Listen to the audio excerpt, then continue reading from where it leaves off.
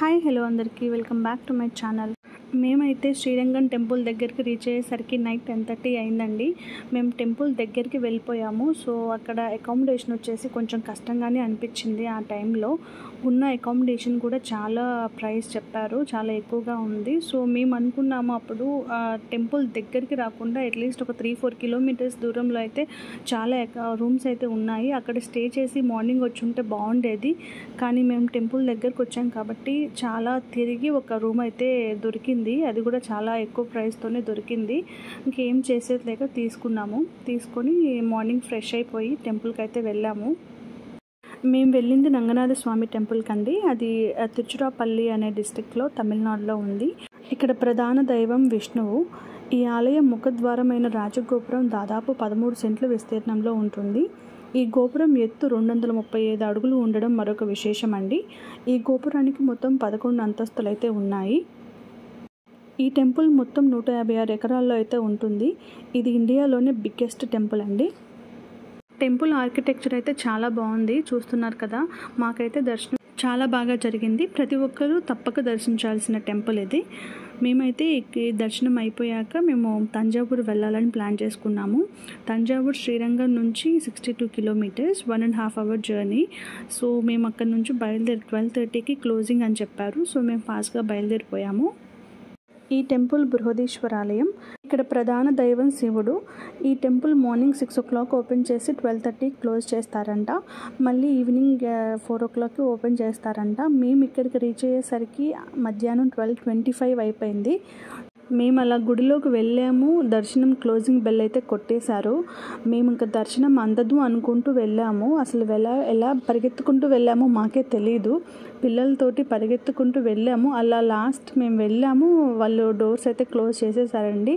ఆ శివయ్య దర్శనం అయితే మాకు అందింది. గర్భగుడిలో ఉన్న శివలింగం 13.5 feet ఎత్తులో ఉంటుంది అండ్ 60 feet విస్తీర్ణంలో అయితే ఉంటుందండి. చాలా పెద్ద శివలింగం. ఈ గుడిని 11వ శతాబ్దంలో అయితే నిర్మించారు. ఈ గుడి గోడలపై ఉన్న శిల్పకళ అయితే అద్భుతంగా ఉంటుంది. మాకైతే చాలా ప్రశాంతంగా అనిపించింది. చూస్తున్నారు కదా ఎంత బాగుందో గుడి అయితే. లోపలికి వెళ్ళాక మనమైతే చెప్పులు విప్పేసి వెళ్ళాలి. ఇక్కడ చెప్పులు పెట్టుకోవడానికి మనకైతే ఒక ఆప్షన్ ఉంటుంది. లోపలికి వెళ్ళేసి మేము అందరం చెప్పులు విప్పేసి అయితే వెళ్ళాము.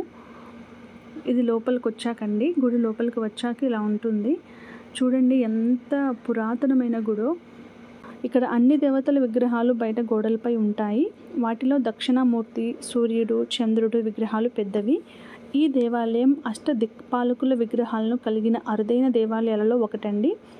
అష్టదిక్పాలకులు అనగా ఇంద్రుడు, అగ్ని, యముడు, నిరుతి, వరుణుడు, వాయువు, కుబేరుడు మరియు ఈశానుడు. గుడి ముందు భాగంలో పెద్ద నంది విగ్రహం అయితే ఉంటుంది. ఇది ఇంకా కన్స్ట్రక్షన్ జరుగుతుంది. ఈ నంది విగ్రహం యొక్క ప్రాముఖ్యత ఏంటంటే ఈ విగ్రహం సుమారు 20 టన్నులు కలిగిన ఏకరాతితో నిర్మించబడుతుందండి. చాలా బాగుంది.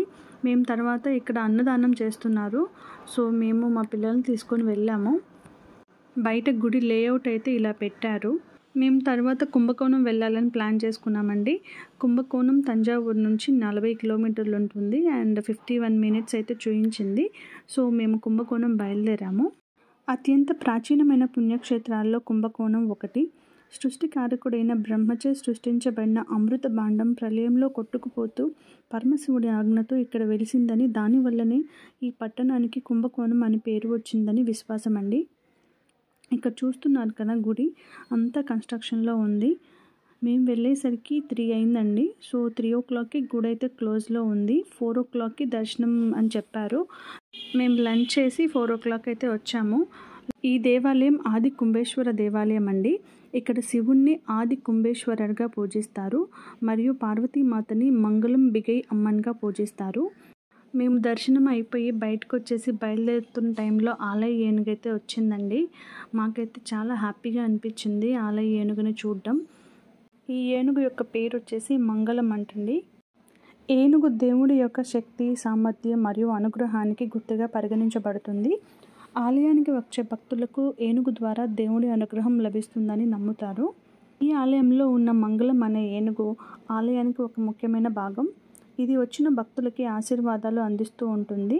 తన గొట్టం ద్వారా ఆలయానికి వచ్చే భక్తులకు ఆశీర్వాదాన్ని ఇస్తుంది. మా పిల్లలైతే చాలా హ్యాపీగా ఫీల్ అయ్యారు. మేము కూడా వెయిట్ చేసి బ్లెస్సింగ్స్ అయితే తీసుకున్నాము. మా అందరికైతే బ్లెస్సింగ్స్ లభించాయి. ముగ్గురికి చాలా హ్యాపీగా ఉంది. దర్శనం అయ్యాక మేము 4:30కి బయలుదేరాము. తర్వాత చిదంబరం ప్లాన్ చేసుకున్నాము. చిదంబరం అయితే 71 కిలోమీటర్స్ 1 hour 20 minutes అయితే చూయించింది. సో మేము 6కి అయితే చిదంబరం రీచ్ అయ్యాము.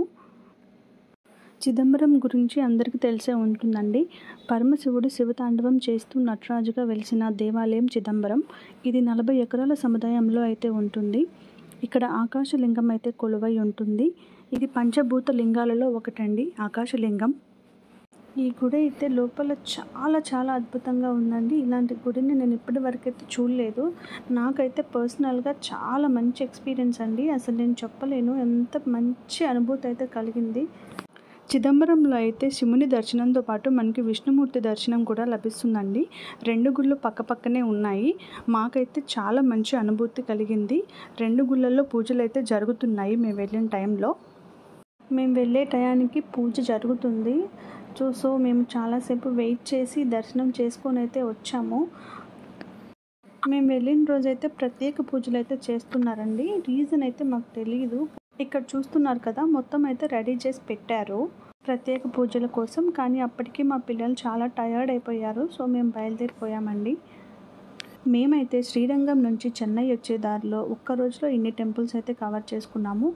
మీలో ఎవరైనా ప్లాన్ చేసుకుంటుంటే 2 days ప్లాన్ చేసుకుంటే పక్కనే తిరువన్నామలై ఉందండి. దగ్గరలో తిరువన్నామలై అంటే అరుణాచలం.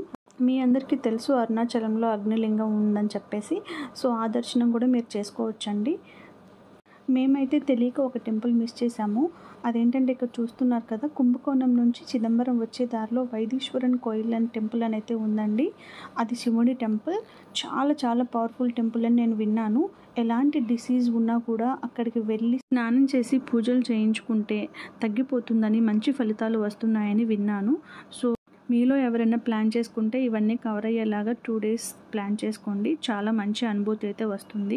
చిదంబరంలో దర్శనం అయ్యాక మేము రిటర్న్ చెన్నై వెళ్ళామండి. చెన్నై రీచ్ అయ్యేసరికి midnight 12:30 అయితే అయిపోయింది. ఈ వీడియో నచ్చితే లైక్ చేసి ప్లీజ్ సబ్స్క్రైబ్ చేసుకోండి. ఈ వీడియో అంతా కేవలం నా ఎక్స్పీరియన్స్ ఆధారంగా చేశానండి. ఏమన్నా మిస్టేక్స్ ఉంటే ప్లీజ్ కమెంట్ చేయండి. ఈ ఇన్ఫర్మేషన్ మీకు యూస్ఫుల్ అయితే మీ ఫ్రెండ్స్ అండ్ ఫ్యామిలీకి ప్లీజ్ షేర్ చేయండి. ఈ వీడియో చివరి వరకు చూసినందుకు థ్యాంక్ యూ సో మచ్.